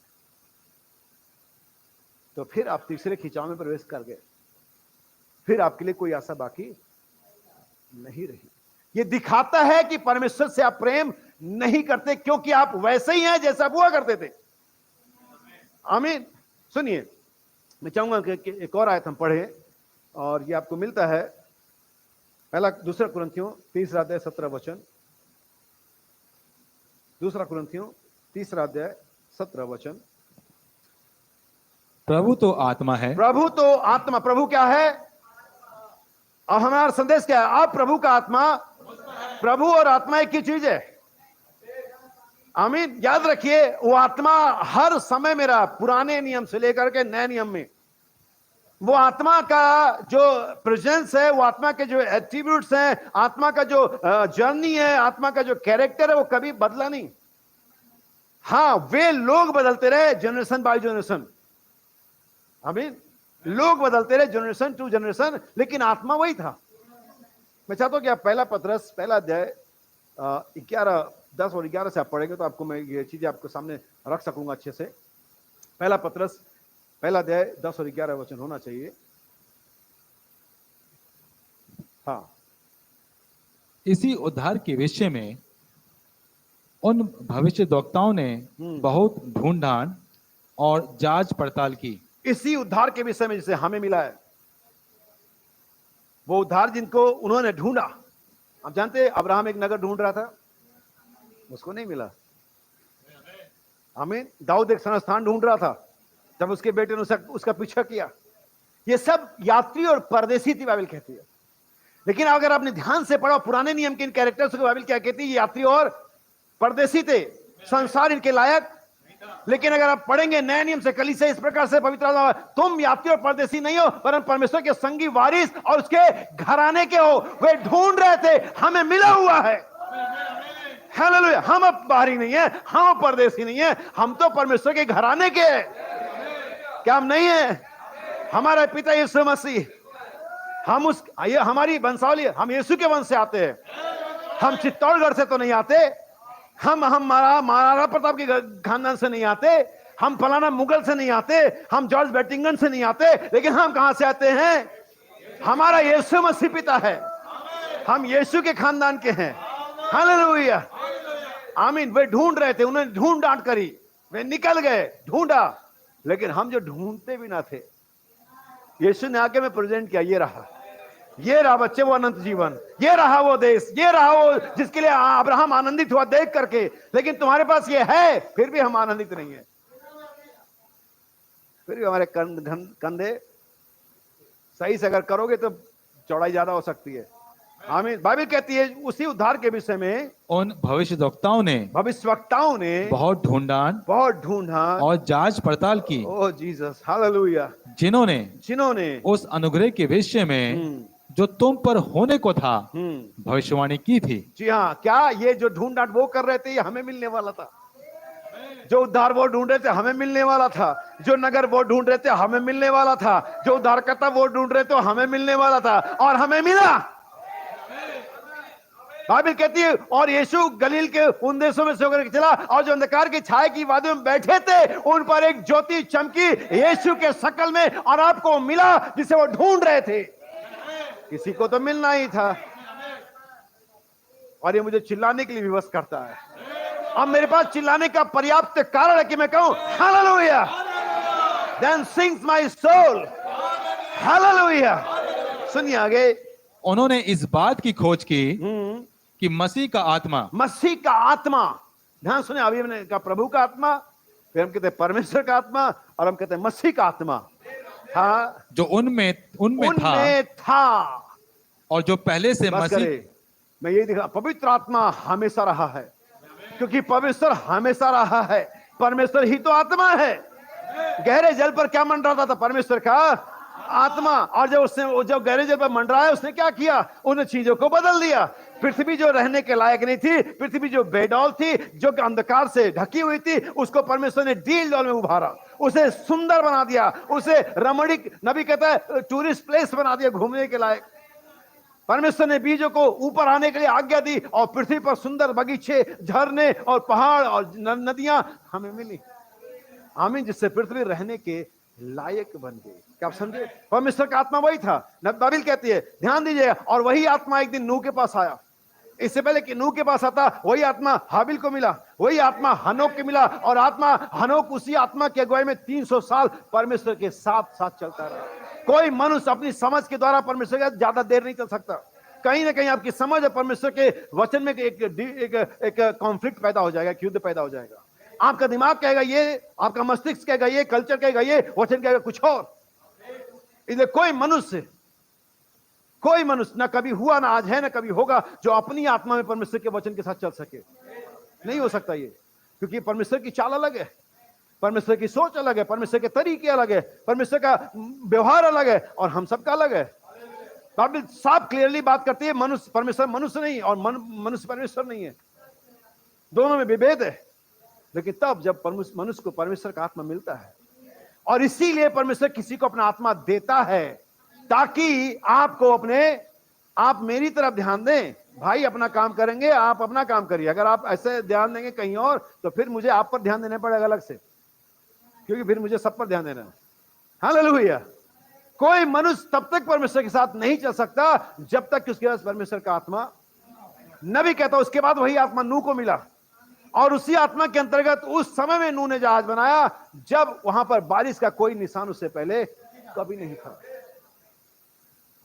सोचने के लिए बहुत सारी बातें हैं, लेकिन वहां पर सिर्फ आप इतना ध्यान दीजिए कि नूह एक ऐसे संदेश का प्रचार कर रहा था जो साइंटिफिकली रिजेक्टेड था, जिसके बारे में विज्ञान ने सिरे से ही खारिज कर दिया, ये इम्पॉसिबल है। हालेलुया। ये कभी नहीं हुआ, ये कभी हो नहीं सकता। लेकिन यीशु इसी के लिए तो है, जो कभी नहीं हुआ और जो कभी नहीं हो सकता। वो इम्पॉसिबल के आई एम को इधर करता है, और पॉसिबल को इधर करता है। कहता आई एम पॉसिबल, मैं हूं तो संभव है। यीशु के लिए सब बातें, और हमारे लिए जो विश्वास करते हैं, सब बातें संभव है। तो नूह ने एक ऐसा काम किया जिसे कोई कर नहीं सकता, और ये तब हुआ संभव जब उस पर पवित्र आत्मा था। नबी कहता आगे, याद रखिए उन दिनों में कुछ लोग नाव में होकर के चले। Listen carefully. उन दिनों में कुछ लोग नाव में होकर के आगे गए। नबी कहता है कुछ समुद्र में होकर के आगे बढ़े। कितने? कुछ नाव में होकर के आगे बढ़े, और कुछ समुद्र में होकर के आगे बढ़े। कुछ कड़वे पानी, जो मारा का पानी था, उसमें होकर के आगे बढ़े, और कुछ आग में होकर के चले। और कुछ शेरों की माद में होकर के चले। और ये सारों की गवाही बाइबल के अंदर में रजिस्टर्ड है, लिस्टेड है इब्रानियों 11 के अंदर में, कि नूह नाव में होकर गया, आमीन, इजरायली समुद्र में होकर गए, इजरायली कड़वे पानी में होकर गए, और दानियल और शेरों की माद में होकर, 3 इब्रानी बच्चे आग में होकर के गए। लेकिन आप जानते हैं हम कहां होकर गए? लहू में, यीशु के। और ये जो इनमें इन सारे में से हो गए फिर मरे, और यीशु मसीह के दोबारा आगमन की हमारी सुधता का इंतजार कर रहे हैं। लेकिन जो लहू में होकर के गए, अब जो मसीह यीशु में है, वो जो लहू में गया उस पर दंड की आज्ञा नहीं, वो मृत्यु से पार होकर के अनंत जीवन में कर चुका, करेगा नहीं। विश्वास ये नहीं कि ये होगा, विश्वास ये नहीं कि मुझे पुत्र होगा। बाइबल कहती है अब्राहम उन वस्तुओं का नाम ऐसे लेता था जो नहीं है मानो है। ये होगा नहीं है विश्वास, ये हो गया। अगर तुम संदेह मत करो वरन सिर्फ प्रतीति करो, तो जो तुमने मांगा तुम्हें मिल जाएगा, क्योंकि जब तुमने इससे बोला, तुमने इसका विश्वास किया, ये हो गया। नबी कहता आगे, मैं चाहता हूं कि मैं सैमसन के चरित्र को दोबारा आपके सामने ले आऊं। अगर आप न्यायों की किताब का सही से अध्ययन करेंगे तो जो रिटर्न में लिखा हुआ चरित्र, गिदोन का चरित्र, समगर का चरित्र, इफ्ता का, आप जानते हैं, आपको आश्चर्य होगा और मैं भी आश्चर्य करता था कि सैमसन इतना बड़ा कैरेक्टर सबसे लास्ट में इसका नंबर आया। तो आश्चर्य की तो बात होती है हमेशा, और अगर कुछ होता है तो कोई कारण होता है। और आपको जान करके आश्चर्य होगा कि सैमसन का नंबर 11वां है। आप इसे बाइबल को पढ़िएगा, न्यायों की किताब पहले अध्याय से लेकर आप 14वें अध्याय तक पढ़ेंगे तो कैरेक्टर मिलेगा, और जब कैरेक्टर मिले तो उस पर नंबर डाल दीजिए। क्या हम अभी फाइंड आउट कर लें? ठीक है, आइए अपनी बाइबल को खोलें, न्यायों और इसके पहले अध्याय को निकाल लें। बल्कि मैं चाहूंगा कि आप इसके पहले अध्याय के बजाय तीसरा अध्याय निकालें। आप पहले 3 अध्याय में भी आपको कुछ कैरेक्टर मिलेंगे, लेकिन वहां पर उनकी हेडिंग उस प्रकार से नहीं है, लिस्टेड नहीं है वो। आमीन। तीसरा अध्याय और उसकी पहले पैसेज के बाद 7वें आयत के ऊपर एक हेडिंग लिखा होगा, आप उसे पढ़िए। और अगर कोई चाहता तो वहां पर अपनी बाइबल में नंबर डाल लीजिए वहां पर। हाँ, ओलियल का चरित्र पहला नंबर, और 11वें अध्याय के आखिरी में, 12वें अध्याय से ऊपर, 12वीं आयत से ऊपर, तीसरे अध्याय का 12वीं आयत से ऊपर, हाँ पढ़िए। ये दूसरा नंबर है। आप इस तीसरे अध्याय के 31वीं आयत के ऊपर पढ़िए, ये तीसरा नंबर है। चौथा अध्याय में 2 चरित्र है, दबोरा और बाराक का चरित्र। तो 1, 2, 3, 4 और 5, पांचवें अध्याय में आइए, पहली आयत के ऊपर पढ़िए। और ये कौन सा है? दबोरा का गीत। ये भी एक चरित्र है, पीछे इसका नाम मेंशन किया गया था। और आप 6वें अध्याय के ऊपर पढ़िए, गिदोन का चरित्र। और उसके बाद आप पढ़ेंगे इसके 9 अध्याय के ऊपर अबीमेलेक का चरित्र। और इसके बाद आप पढ़ेंगे 10वें अध्याय के ऊपर, और यहां पर 3 लगातार 3 हैं, तोला का चरित्र, यायर का चरित्र और इफ्ता का चरित्र। आमीन। और अब कौन आता है? 13वां अध्याय, सैमसन का जन्म। आमीन। क्या आपने नंबर डाला? ठीक है। ये कितने नंबर मिले आपको? 11वां। और वास्तव में सैमसन के बारे में भाई बर्नम ने एक संदेश प्रचार किया। कितने लोग जानते हैं भाई बर्नम ने सैमसन के एक बारे में एक विशेष संदेश प्रचार किया? दुनिया के द्वारा धोखा खाई गई एक कलीसिया। भाई बर्नम ने सैमसन का नाम लिया क्योंकि सैमसन ऐसा था जिसे दुनिया के लोगों ने, अन्य जातियों ने धोखा दिया, जो माया जाल में, प्रेम जाल में क्या हो गया। और इन सारे चरित्रों में से एक विशेष बात और इस बारे में कि सैमसन ही एकमात्र ऐसा है जो डबल फिगर में आता है, जिसके पास 2 फेज हैं, 2 चरण है। पहला धोखा खाने से पहले और दूसरा धोखा खाने के बाद। सैमसन ही एकमात्र चरित्र है जो राइज अप होता है और उससे कहीं अधिक काम करता है जो उसने पहले नहीं किया था। सैमसन ही एक ऐसा चरित्र है जो कहता है Lord just one more time, hallelujah. Samson एक ऐसा चरित्र है जिस पर पवित्र आत्मा उसके गुनाह करने के बाद भी मंडराया। क्या चर्च आप वो हैं? अगर आपने गलती कर दी डोंट वरी, लेकिन अगर आप सच्चे पश्चाताप करेंगे, अपने जीवन को रिपेंट के साथ समर्पित करेंगे और कहेंगे प्रभु एक बार और इस बार जब पवित्र आत्मा आया सैमसन पर, इसका उल्लेख तक बाइबल में नहीं है। आप बाइबल को पढ़ना, जब पहली बार आया, दूसरी बार आया, तीसरी बार लिखा आत्मा बल से उस पर, लेकिन अब मुझे पढ़ के दिखाना बाइबल कहने में, जब जेल में था, जब उसने दुआ करी अब मेरा प्राण जाए तो जाए, कहीं उल्लेख नहीं है कि पवित्र आत्मा उतरा, उल्लेख नहीं है। लेकिन एक बात जो हम सब जानते हैं कि उसने वो कर दिखाया जो अपने जीवन में कभी नहीं कर पाया। इसका मतलब है ये एक इंटरनल पावर है, एक हिडन पावर है, एक छुपी सामर्थ है जो परमेश्वर अपनी कलीसिया को देने जा रहा है जब वो पश्चाताप में आती है, ताकि वो अपने सारे समय से अधिक काम अब कर सके जब परमेश्वर से दोबारा राइज अप करता है। इसे याद रखिए, नबी कहता है एक और पेड़ों की काम लिखी जाएगी, एक पेड़ों काम की पुस्तक और लिखी, लेकिन इसको पढ़ने वाला कोई होगा नहीं, और ये उससे कहीं अधिक होगी जो उन दिनों में पेड़ों ने, ऐसा नबी ने बोला है। और सैमसन के साथ ठीक वैसा ही घटा जैसा कि आज कलीसिया के साथ घटना चाहिए। हमें जैसा हमने लास्ट संडे देखा, सैमसन का एक चरित्र, उसने उस गधे के जबड़ी को 1000 फलिस्तियों को मारने के बाद क्या कर दिया, फेंक दिया।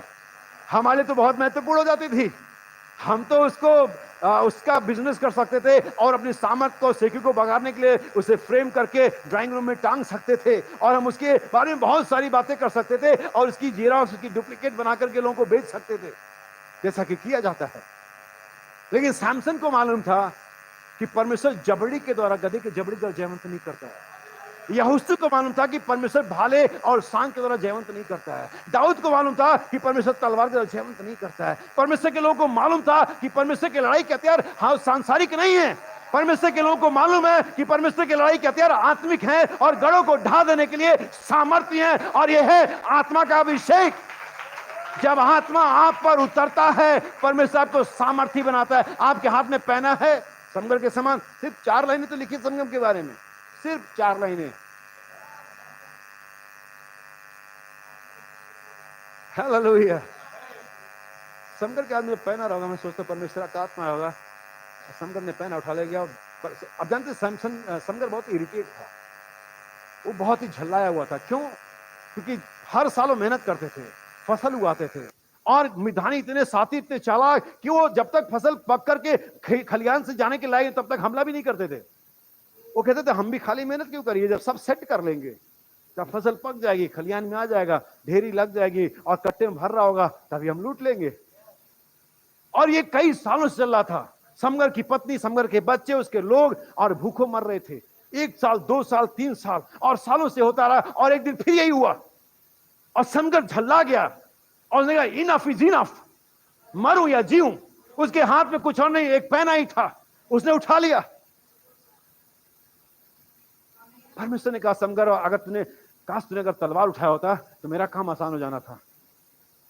परमेश्वर ने ऐसा कहा। परमेश्वर ने मूसा से कहा तेरे हाथ में क्या है? ओए मूसा, जब तू मिस्र से आया तो तू सेनापति था ना? हाँ मैं था। तू तलवार क्यों नहीं लेकर के आया? परमेश्वर ने ऐसा कहा नहीं। तेरे हाथ में क्या? लाठी। ओके। समगर तेरे हाथ में क्या है? पैना। ओके। दाऊद तेरे हाथ में क्या है? गोफन। ओके। समगर सैमसन तेरे हाथ में क्या है? गधे का जबड़ा। ओके। जो कुछ तेरे पास है उसे थामे रहे, उसे अपने हाथ में विश्वास के द्वारा पकड़े रहे। परमेश्वर उसी को ब्लेस करने जा रहा है। अगर आप एक कॉमन चर्च मेंबर हैं, अगर आपके पास कोई भी छोटी सेवकाई है, कोई भी टैलेंट है, परमेश्वर उसे ब्लेस करने जा रहा है। ये मत सोचना काश मेरे पास ये होता, काश में गा सकता होता। मैंने कई बार कोशिश करी, काश में गा सकता होता तो ये और अच्छा हो जाता, लेकिन प्रभु ने कहा नहीं, तू नहीं गा सकता, तू जो कर सकता है वही अच्छा है। जो कर सकता है परमेश्वर उसी को क्या करता है? ब्लेस करता है। परमेश्वर को इससे कोई मतलब नहीं कि आपके पास क्या है, जो है उसको मल्टीप्लाई करने में सामर्थ्य है। हालेलुया। जो कुछ तेरे पास है उसके आने तक उसे क्या रहे? थामे रहे। परमेश्वर से ब्लेस करेगा। नबी कहता है सैमसन, और हम जानते हैं 11वें घड़ी के मजदूरों के लिए महान इनाम क्या है। उन्होंने तो कुछ किया भी नहीं है। पगार बंटने वाली लोग हाथ धो रहे हैं, सारे फावड़े और टोकरियां रख दी गई हैं, और 11वें घड़ी के मजदूर आ गए हैं मुफ्त की खाने के लिए। किया किसी ने है? और इनाम और पगार किसी को मिल रहा है। यही तो 11वीं घड़ी के मजदूरों का खास इनाम है। परमेश्वर ने आपको इसे देने के लिए बुलाया। नबी कहता आगे, ध्यान सुनिएगा, नबी कहता है यदि दुल्हन को वही शब्द बोलने हैं जो प्रकाशित 22:17 में है, तो आत्मा उसके ऊपर आना ही चाहिए। नबी कहता है एक बार फिर से दुनिया सीधे परमेश्वर से होठों से सुनोगी, लेकिन यकीनन परमेश्वर के पास लिटरली कोई होठ नहीं है, लेकिन तो भी परमेश्वर के पास एक देह है, तो भी परमेश्वर के पास एक कलीसिया है, तो भी परमेश्वर के पास एक परमेश्वर के लोग हैं जिनके द्वारा परमेश्वर क्या करता है, बोलता है। हालेलुया। क्या आप सुनने जा रहे हैं? प्रकाशित 22:17 वचन, प्रकाशित 22:17 वचन। और क्या आपने ध्यान दिया, ये एक साथ है। हालेलुया। ध्यान सुनिएगा, जैसा कि मैंने पहले बताया, अगर गॉस्पेल्स में पढ़ेंगे, सुसमाचार में पढ़ेंगे, यीशु ने कहा जिसके कान हो सुन ले। आमीन। इतना ही यीशु ने कहा, इतनी लाइन थी, जिसके कान हो वो। लेकिन जब यही बात प्रकाशित में लिखी गई, यूहन्ना ने इसे लिखा, तब इस लाइन को थोड़ी लंबी कर दिया और उसने लिखा जिसके कान हो सुन ले की आत्मा। थोड़ी लंबी हो गई, लेकिन मैं सबसे लंबी वाली पढ़ने जा रहा हूं, और भी लंबी। सुनिए, और आत्मा और दुल्हन दोनों कहती हैं। अब ध्यान दीजिएगा, नबी निलासन ने कोट पढ़ा था, परमेश्वर ने प्लांट किया, परमेश्वर ने रोपा है, परमेश्वर पानी डालेगा। बाइबल कहती है आत्मा और दुल्हन दोनों कहती दोनों हैं। एक ही बात कहने जा रहे हैं। और कोई, बाइबल कहती है कोई जन, कोई व्यक्ति अगर एक मन का ना हो तो साथ नहीं चल सकता। इसके लिए कि आप वही बात बोलें जो परमेश्वर ने बोला है। आपके पास परमेश्वर का आत्मा होना जरूरी है। आइए कहें आप प्रभु का आत्मा। आप इसे तभी कह सकते हैं जब वही बोलें जो वचन बोलता है। इसे नबी कहता है वचन और पवित्र आत्मा और नबी और दुल्हन एक ही बात बोलते हैं,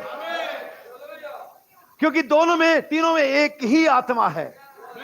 अगर आप किसी बिलीवर को, किसी प्रचारक को, किसी प्रेसिडेंट को, किसी पोप को, कर्नल को ऐसी बात बोलते सुनते जो बाइबल में नहीं है, ये फाइंड आउट करना कोई मुश्किल नहीं कि उसके पास पवित्र आत्मा नहीं है, क्योंकि उसने वो नहीं बोला जो बाइबल में।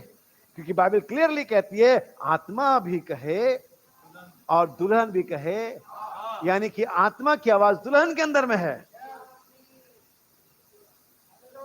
लाजर बाहर आ, किसने बोला था? प्रभु ने। और वही प्रभु का आत्मा अब दुल्हन पर है। दुल्हन फिर से एक पुनरुत्थान को लेके आ रही है। हमारे सोए संतों को कौन जगाएगा? ये दुल्हन, जिसके अंदर में वही आवाज है जो यीशु के अंदर में थी। आत्मा भी कहे आ और दुल्हन भी कहे आ, और न सिर्फ वही कहे आ बल्कि सुनने वाले भी कहें हाँ, हे प्रभु यीशु जल्दी आ। हालेलुया। वही आत्मा अगर दुल्हन के अंदर में वही आवाज होनी है तो दुल्हन के पास वही आत्मा भी। मैं एक और वचन पढ़ना चाहूंगा, मैंने इसका हवाला दिया लेकिन हम इसे पढ़ेंगे, 2 कुरिन्थियों 3:17 वचन। और फिर मैं आपको एक और पॉइंट डॉक्ट्रिन के थ्रू, ये डॉक्ट्रिन के व्यू में आपको समझाऊंगा। प्रभु तो आत्मा है, प्रभु तो आत्मा है, और जहां कहीं याद सुनिएगा, ध्यान से सुनिएगा, जहां कहीं, एनीवेयर, प्रभु का आत्मा है। किसका आत्मा है? लेकिन आप जब कलीसियाओं में जाते हैं आप पास्टर की आत्मा पाते हैं। जब घर में जाते हैं आप स्त्री या पति या पत्नी का आत्मा पाते हैं।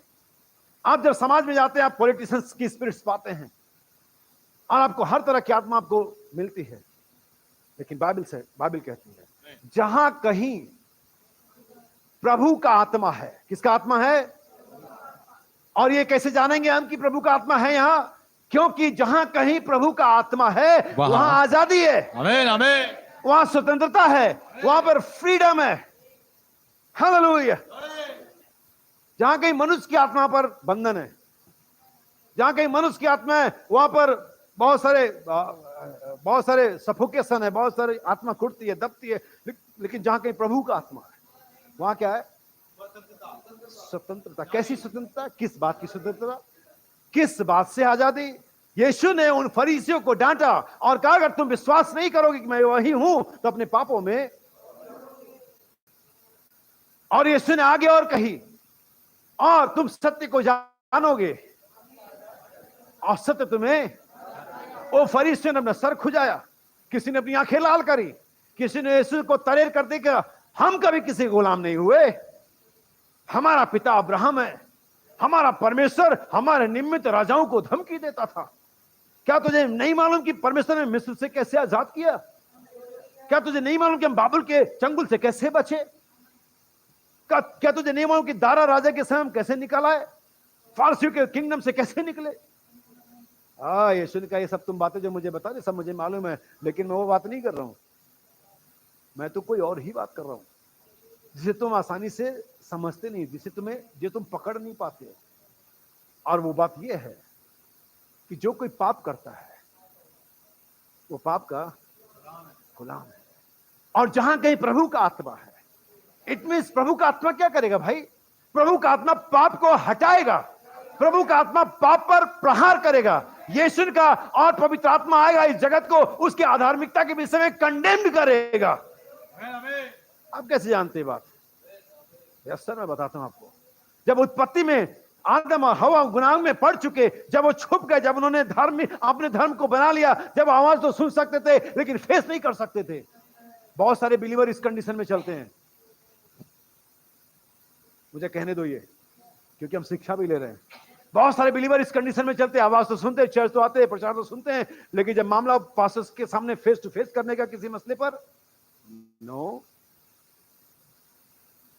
ये कहीं स्टैंड नहीं करते। मामला हो क्या ये इस बारे में बात करें, फेस टू फेस करें? नहीं। वो सुन सकते थे आवाज, बोल सकते थे परमेश्वर को, लेकिन सामने नहीं आए। मैं हमेशा फेस टू फेस करने में बिलीव करता हूं।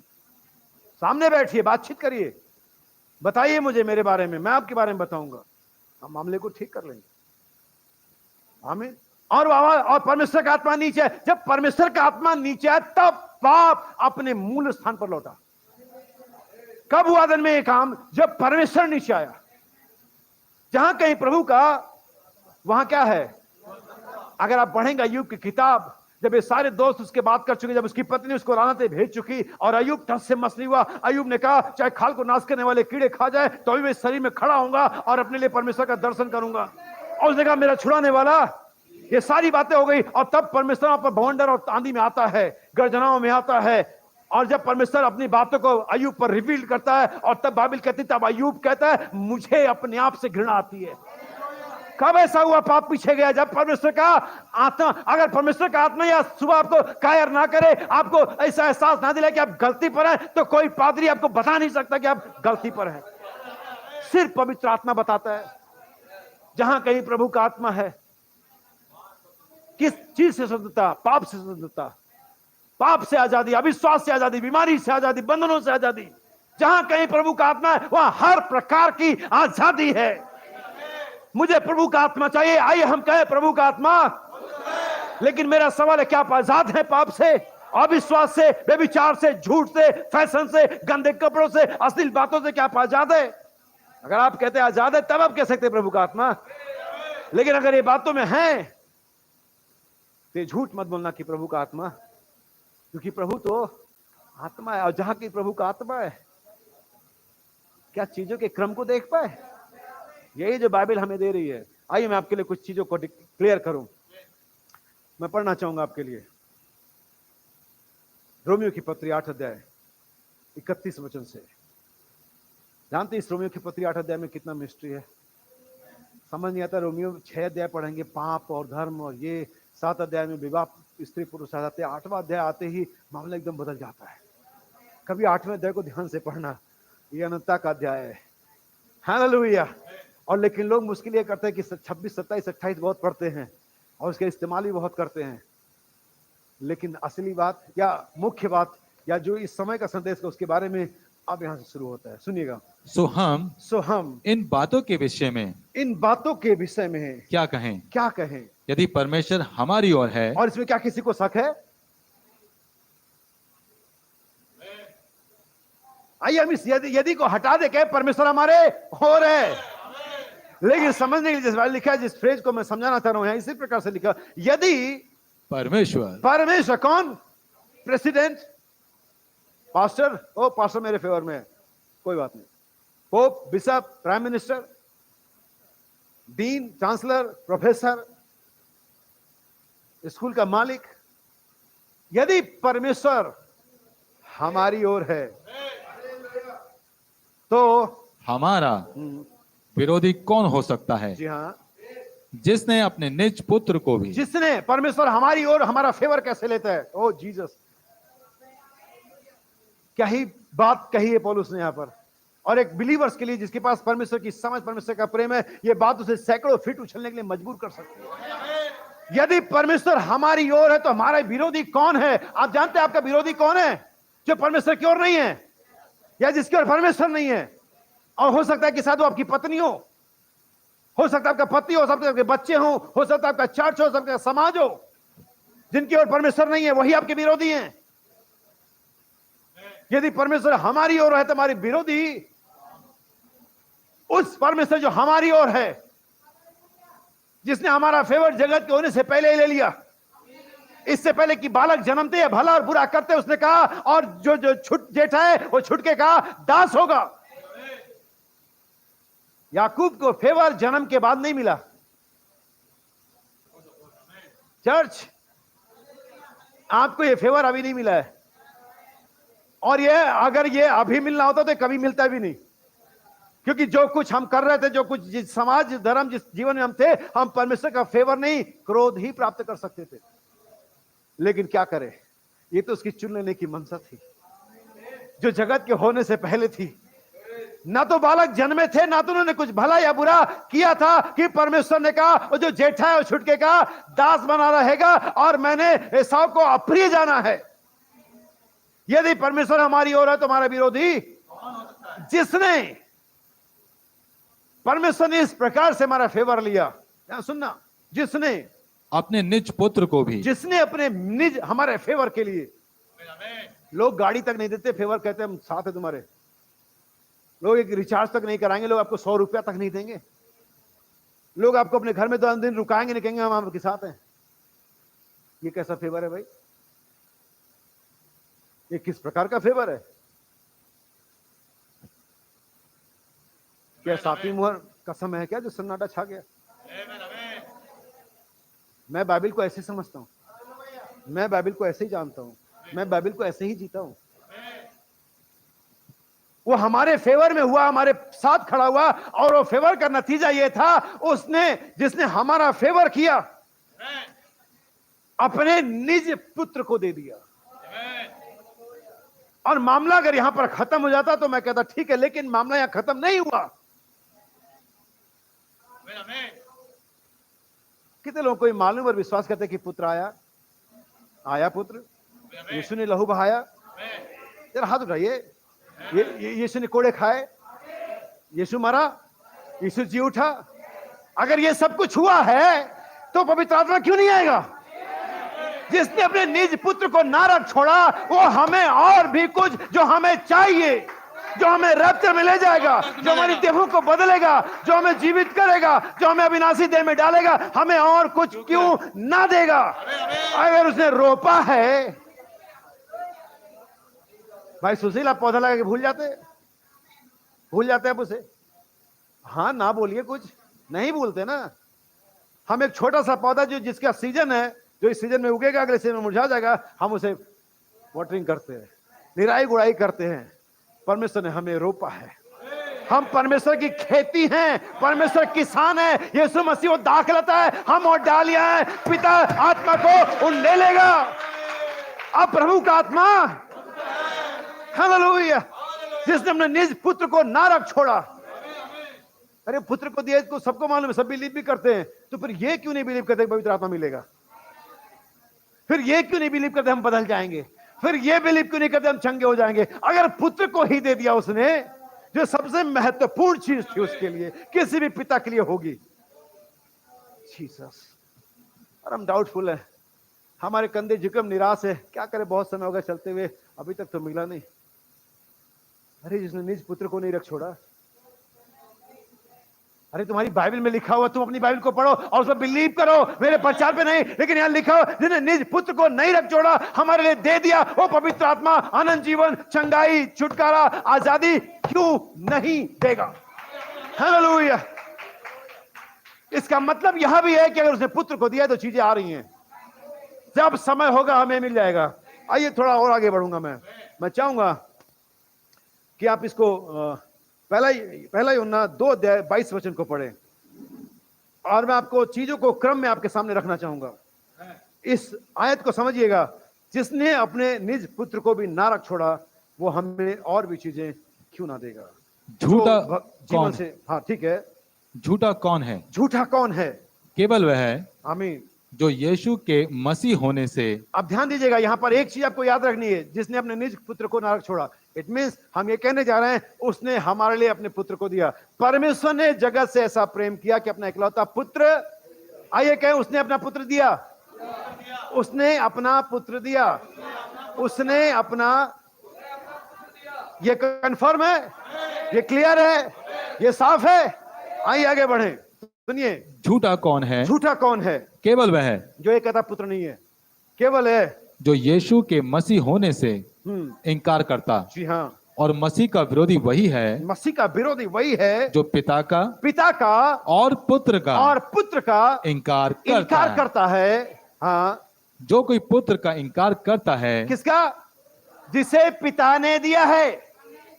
बाइबल में केस सुनाते हैं, केस स्टडी बताते हैं, एक व्यक्ति को फांसी होने वाली थी और जघन्य अपराधी था और बिल्कुल उसके पास कोई चांस नहीं था बचने का, लेकिन उसके लोगों ने, उसकी पत्नी ने बहुत मेहनत करी, प्रेसिडेंट के पास गए और माफीनामा लिखवा लिया। और प्रेसिडेंट जो इस समय अब्राहम लिंकन था, उसने उनको माफ भी कर दिया। लेकिन वो कुछ अनऑफिशियल जगह थी, प्रॉपर जो उनके लेटर पैड होते वो नहीं था, स्टैंप नहीं था, बस उसके सिग्नेचर थे। और वो जो सिपाही था, जो भी था, वो लेकर के दौड़ा, क्योंकि फांसी का समय नजदीक आता जा रहा था, ताकि उसको फांसी पे चढ़ाने से पहले वो पत्र वहां मिल जाए। और जाकर के उसने पत्र को उस कैदी को दिया और जल्दी से इस पे तुम साइन करो अपने, क्योंकि उसके भी साइन होने थे उस पे। अब्राहम लिंकन ने तुम्हें क्या कर दिया है? तुम अंतिम समय मरने के टाइम मजाक कर रहे हो। पुत्र माफी है जो जगत को परमेश्वर ने दी है, लेकिन जो कोई पुत्र का इनकार कर देगा, वो किसी रीति से माफ नहीं किया जाएगा। परमेश्वर ने जगत को माफी के रूप में, उद्धार के रूप में यीशु पुत्र को दिया। आइए फिर से पढ़े, कुछ समझ है, कुछ डॉक्ट्रिन है यहां पर मेरे भाई बहन, जिसको आप समझ लेना। आज सुनिए, मसीह का विरोधी वही है, मसीह का विरोधी वही है जो पिता का और पुत्र का इनकार करता है। जी हाँ, जो कोई पुत्र का इनकार करता है, जो भी पुत्र का इनकार करता है, उसके पास पिता भी नहीं। पिता भी नहीं। जो पुत्र को मान लेता, जो पुत्र को मान लेता है, उसके पास पिता भी है। जो पुत्र को मान लेता उसके पास पिता कौन है? पवित्र आत्मा।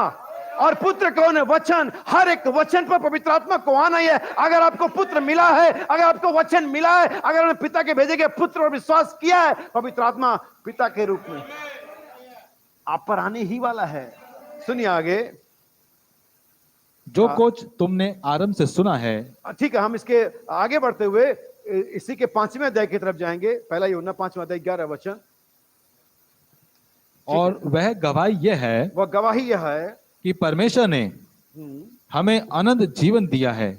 हमें अनंत जीवन दिया है, देगा नहीं। हमें अनंत जीवन, ये बात वैसी है जैसे परमेश्वर ने यहोशू से कहा, जाकर के उस देश को ले लो, मैंने तुम्हें दिया है।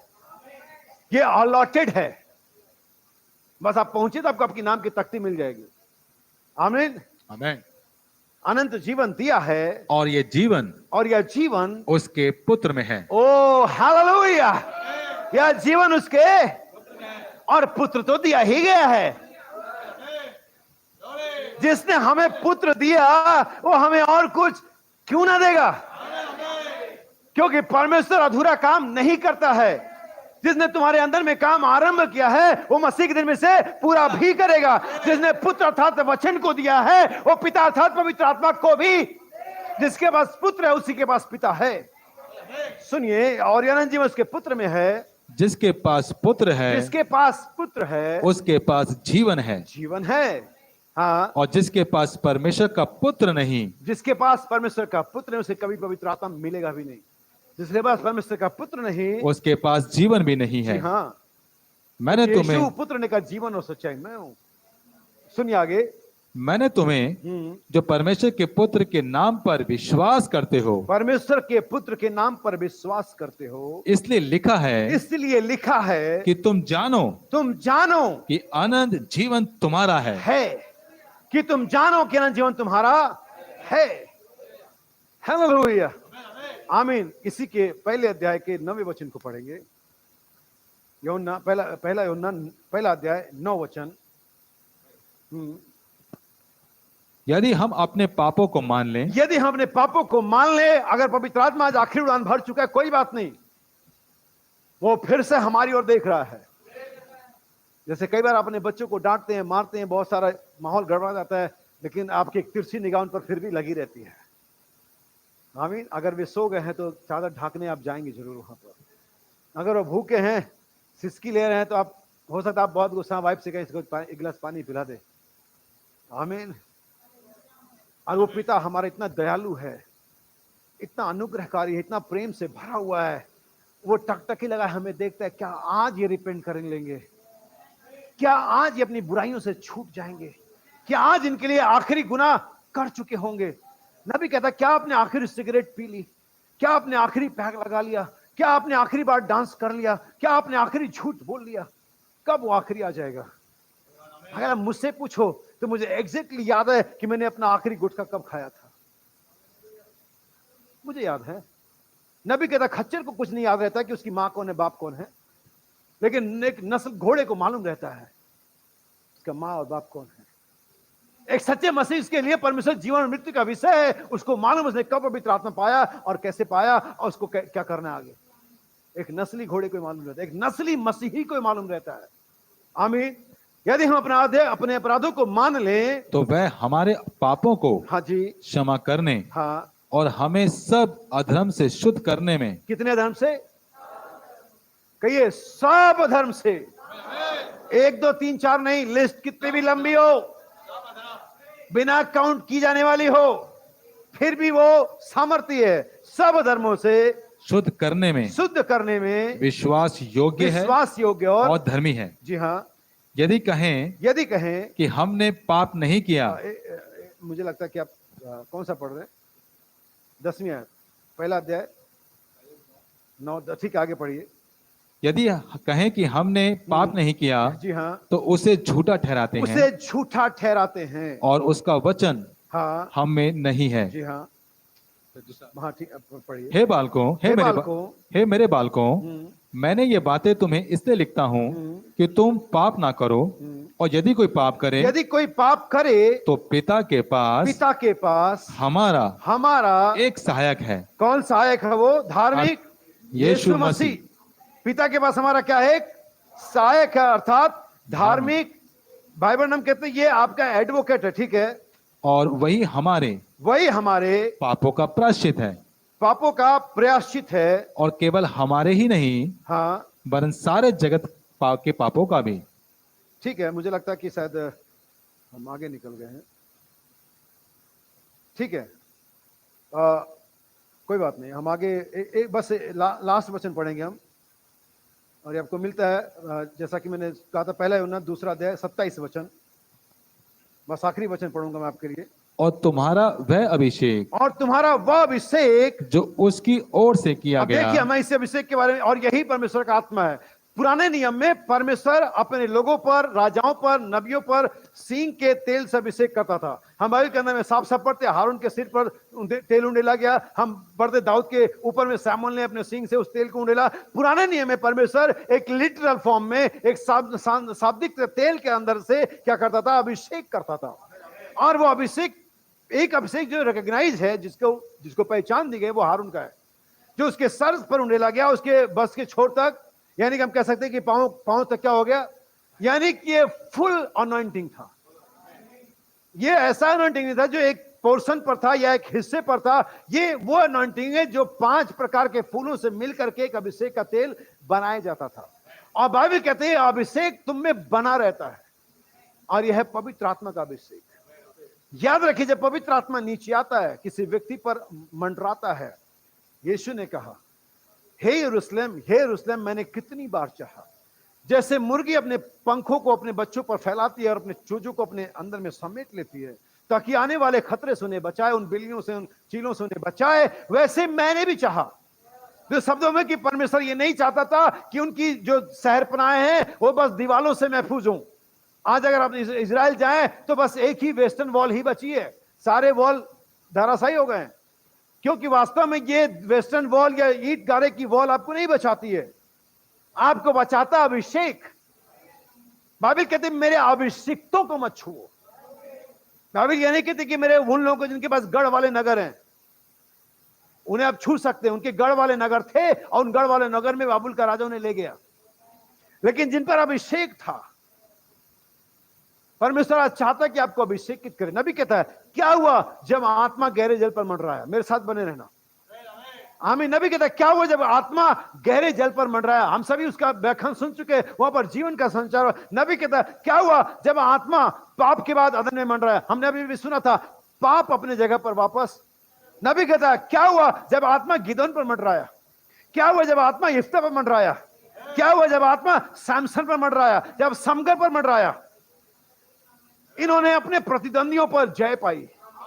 इनके हाथ में कोई सटीक हथियार नहीं था, फिर भी इन्होंने यह दिखाने के लिए कि परमेश्वर लोहे और तलवार और भाले और रथों से नहीं लड़ता है।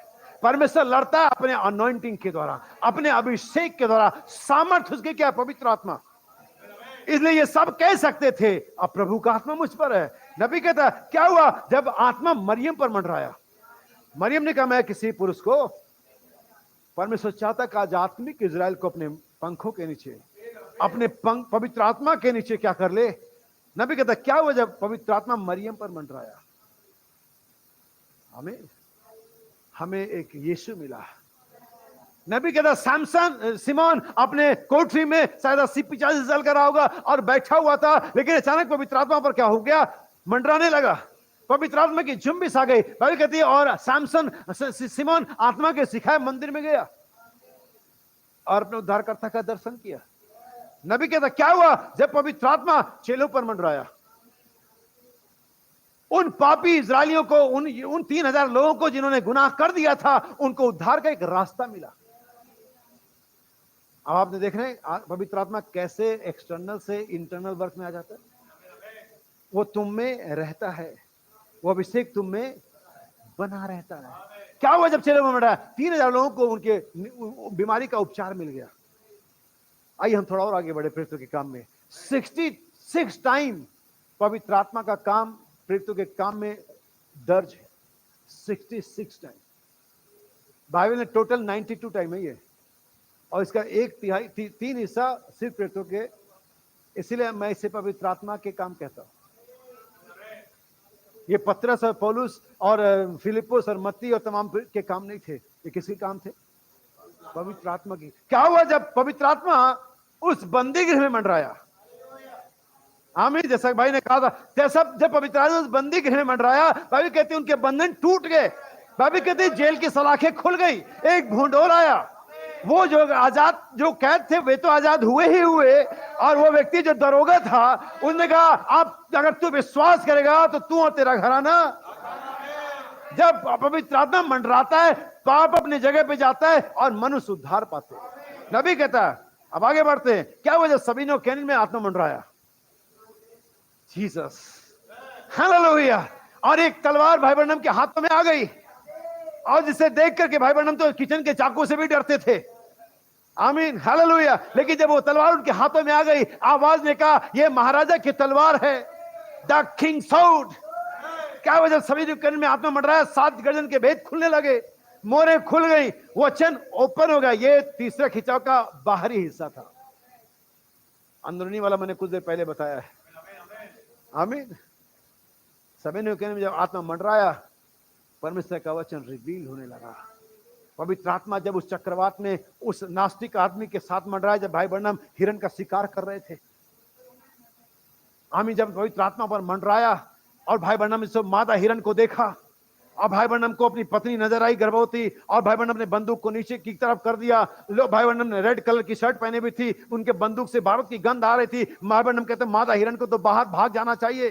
भाई ब्रनम बल्कि कहते भी माँ हिरन भाग जा तू, लेकिन वो तो नजदीक आ गई, भाई ब्रनम के वस्त्र को सूंघने लगी। भाई ब्रनम कहते हैं सूखे पत्तों पर अपने आंसू को टप टप गिरते मैं सुन सकता था। और तब वो उसका नास्तिक चाचा जो गलत फेक सिटी बजा करके हिरन को बच्चों को बुला लेता था, जो विश्वास नहीं करता था परमेश्वर में, वो कन्वर्ट हो गया।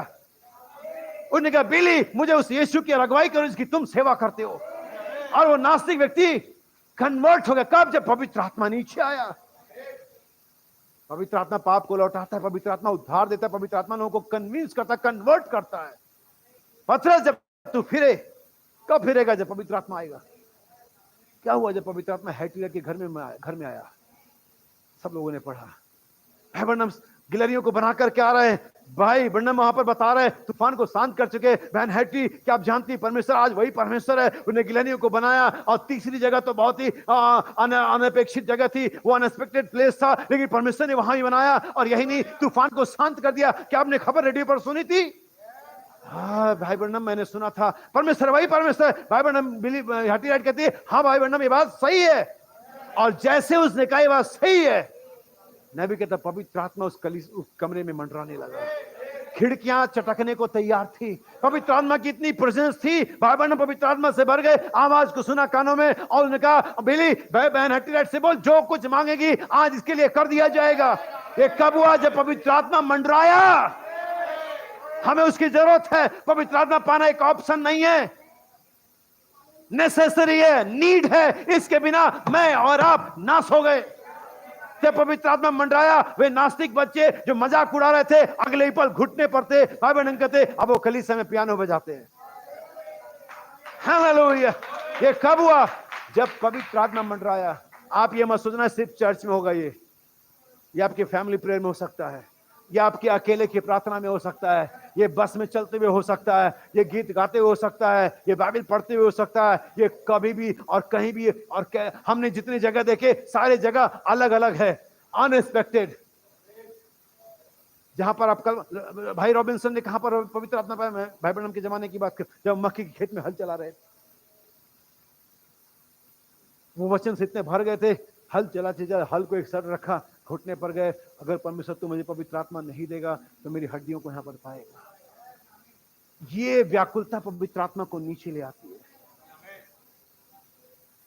क्या विश्वास करते हो पवित्र आत्मा को मिलेगा? सिर्फ एक बात अपने दिमाग में रखिए, उसके बाद प्रार्थना करिएगा। जिसने अपने निज पुत्र को नहीं रख छोड़ा,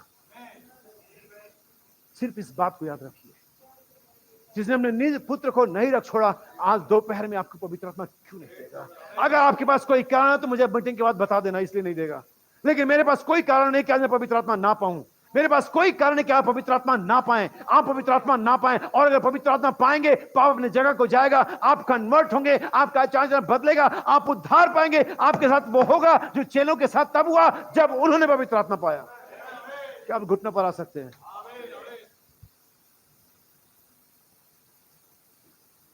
तेरे लिए मैं प्यासा हूं। घुटने पर आइए।